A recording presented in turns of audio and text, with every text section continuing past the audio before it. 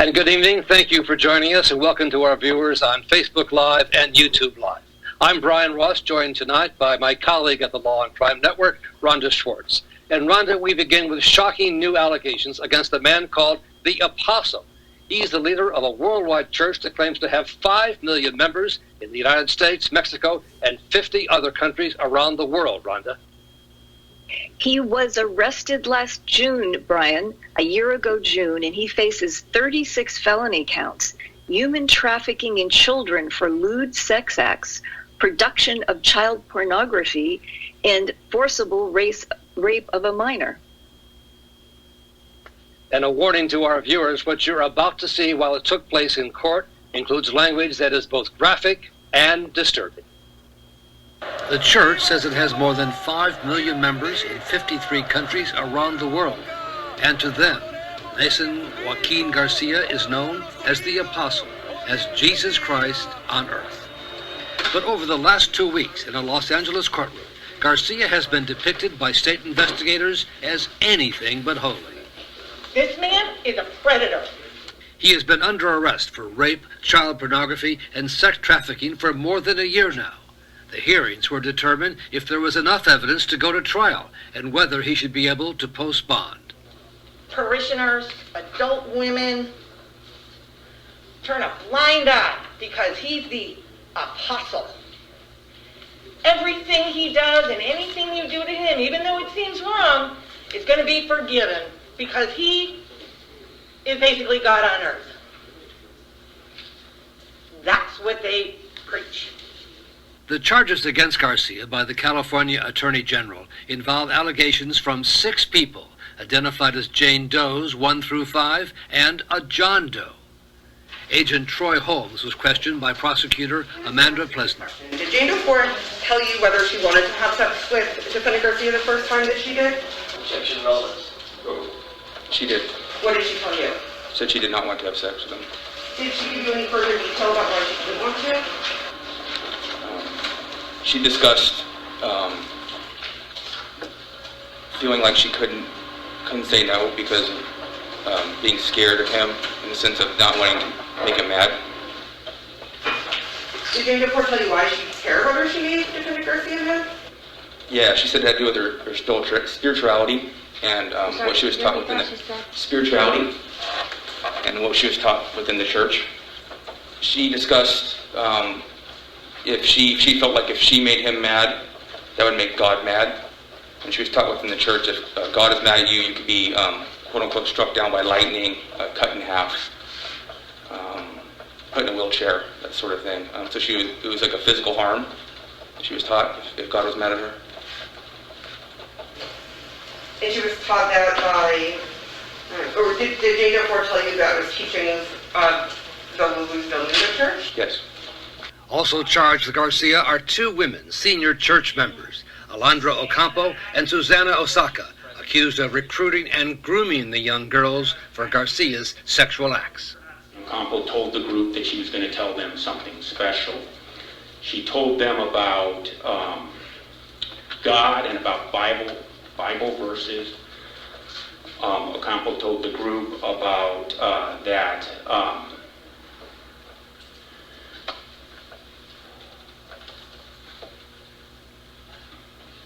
about God allowing a king to take a woman to please him and serve him, and that anything an apostle of God did was in favor of God, and if they went against any of his desires or wishes, they were going against God. She told them it would be she said it would be an abomination to deny his desires in any way. And agents testified that Garcia was able to use his power as the leader of the worldwide church to choose girls of the right age and background. The defendant would want to know the age, the names, and often the family or church connection to the girls, because he would direct their grooming based off how close the member of the family was to the church, because he wanted everything to stay very much close-knit and didn't like outsiders.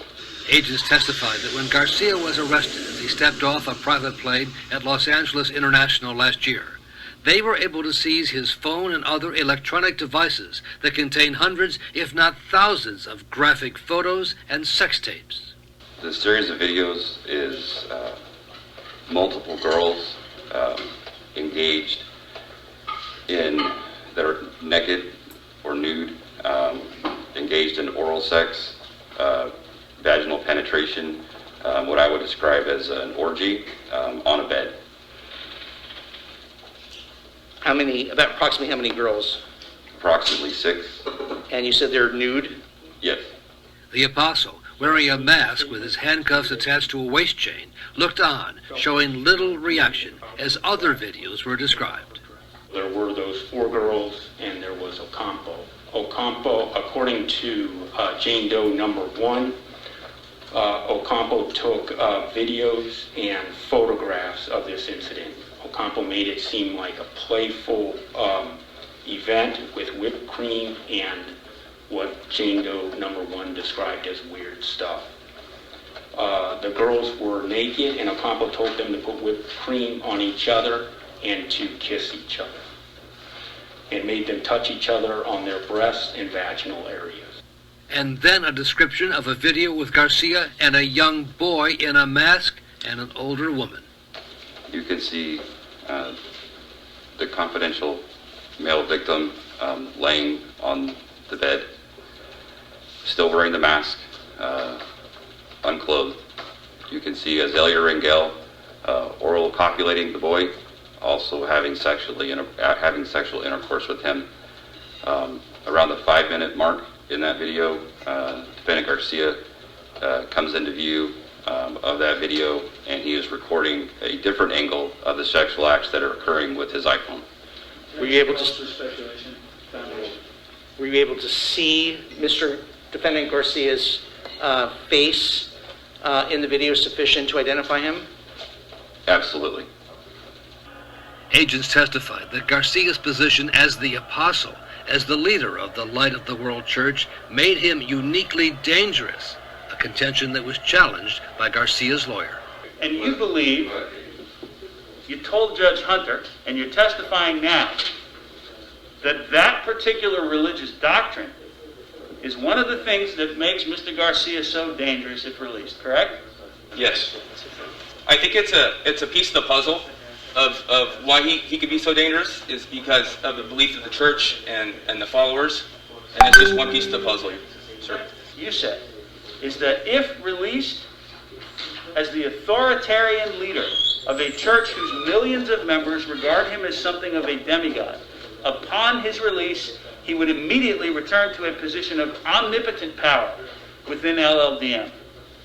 What's your basis for that assertion? Victim and witness testimony. Mr. Holmes, you wrote that if released, and I'm just continuing in the next sentence, he would have unfettered access to countless potential victims who would feel religiously obligated or otherwise coerced into complying with his relentless sexual demands.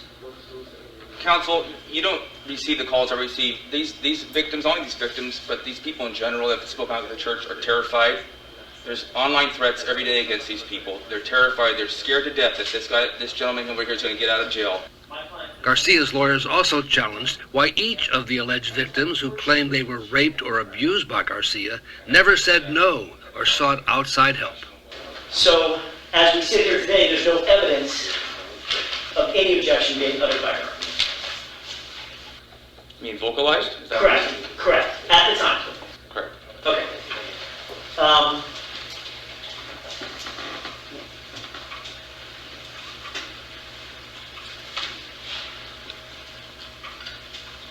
She didn't call the police.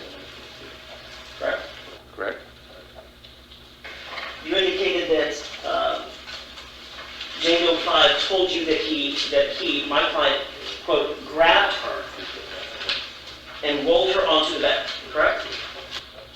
Yeah, grabbed her by her waist and pulled her towards him, then rolled her over, and then he was on top of her. Before he ever touched her, she was touching him first, right? believe she was giving him a foot massage or some kind of massage. She never objected out loud in that scenario to him or anybody else, correct? She didn't say that. She didn't say she objected. So. Okay. Is there any evidence that she yelled out or hollered out, help, or something? No. There's no evidence that she ever called the police. She didn't tell me that. Let me ask that question again. There's no evidence that she ever called the police, correct? I'm basing this testimony on what she told me, and she didn't tell me she called the police. So as we sit here in the universe of evidence that we do have, I'm not asking you to speculate about what we don't have. I'm just asking you what is in front of this court. There's no evidence in front of this court that she ever called the police. Correct? Correct. Okay. So she got into the shower of her own free will, correct? I'm not sure. I'm not sure it was in her own free will. Well, it certainly was the suggestion, according to her, it was the suggestion of someone. But there's no gun held to anybody's head, right? Prosecutors told the judge Garcia's lawyers were essentially trying to blame the victims. They don't want to talk about the facts of this case. They don't want to talk about the statements from 5 victims about how they were raped by Mr. Garcia. They don't want to talk about how Miss Oaxaca and Miss, more relevantly, obviously, Miss Ocampo would bring these girls to him. They don't want to talk about these women, these girls, who have complained to the Attorney General's office about being forced to orally copulate Mr. Garcia. And they don't want to talk about the statements by the victims, Your Honor, that oral cop was forced on them. They don't want to talk about the videos with a young boy and Mr. Garcia in it, having an orgy. The young boy having sex with a member of his own family, Your Honor. They don't want to talk about that because those facts are not good for them. In the end, the judge ordered Garcia to stand trial. The apostle is being held, Rhonda, on a $90 million bail. What do we hear from the church? Well, Brian, we invited members of the church and his defense attorneys to appear on the program. They did not respond to our request for interviews, but a spokesperson for the church put a statement on their Facebook page not mentioning the videotapes that were referenced that we just heard about in court, but saying that these were outlandish claims, outlandish evidence from anonymous sources, and assuring their followers that the apostle was an innocent and honorable man. All right, Rhonda, thank you.